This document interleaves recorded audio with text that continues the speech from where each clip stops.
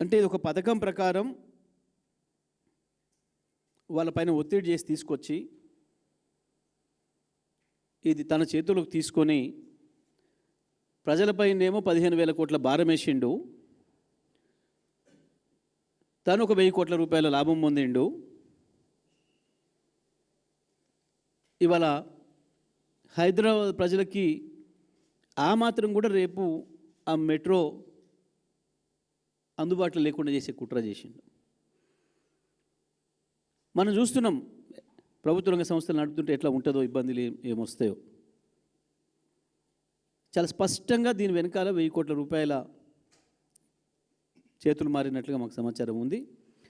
దీని మీద ఇంకొక కుట్ర కూడా జరుగుతూ ఉంది. మరొక దందా మొదలుపెట్టిండు.